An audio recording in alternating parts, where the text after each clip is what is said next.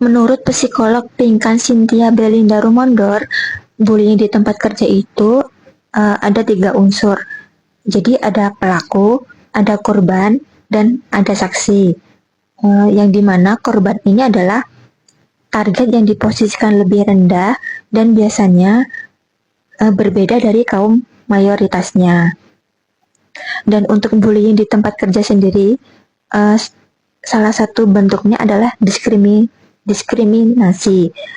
Diskriminasi itu kan bisa karena berbagai hal, mungkin karena usia, diskriminasi karena agama, status sosial, atau yang lain-lain ya guys.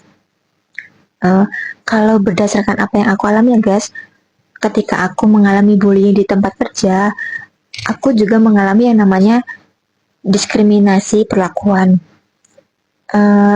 Kalau aku amati, diskriminasi itu diperlakukan ke aku karena status sosial. Status sosial itu bentuknya apa aja sih? Dia kan status sosial itu kan ada beberapa ya. Jadi ada yang status sosial karena satu, sudah kita dapatkan dari sejak lahir. Jadi misalnya seperti keturunan bangsawan. Yang kedua, status sosial karena usaha kita. Misalnya adalah gelar sarjana atau gelar dokter. Dan yang ketiga adalah status sosial karena jasa atau peran kita.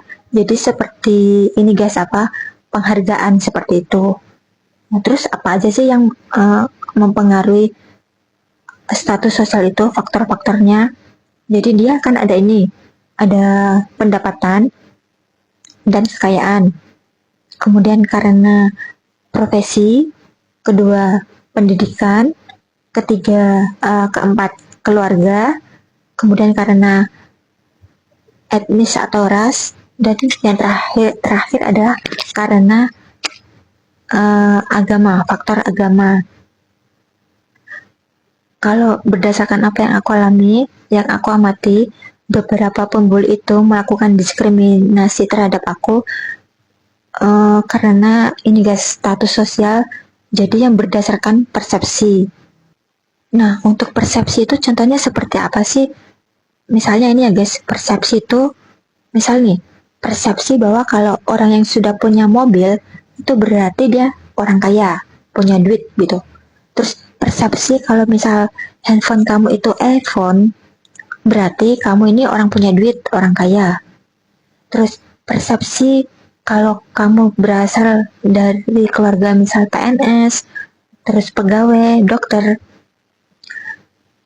berarti kamu adalah dari keluarga yang lumayan terpandang, kaya begitu. Dan bahkan ini ya guys, yang aku amati, yang aku alami secara pribadi, ada persepsi tersendiri yang disematkan terhadapku sebagai seorang perempuan, dan itu konotasinya negatif. Jadi itu ya guys, sekali lagi, terus pelajari tentang pengetahuan bullying di tempat kerja agar kamu bisa mengidentifikasinya, agar kamu tidak menjadi target ataupun terlibat dalam bullying sendiri.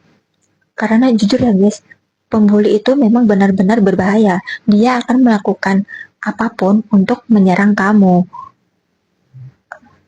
Bahkan mungkin saja nih, pembuli itu sudah melakukan background check sendiri terhadap kamu, dan itu nggak main-main. Privasi kamu pun dia serang, begitu. So, sekali lagi untukmu fresh graduate ya, kalau kamu mengalami bullying di tempat kerja, jangan denial, jangan tolerir, dan speak up ya guys.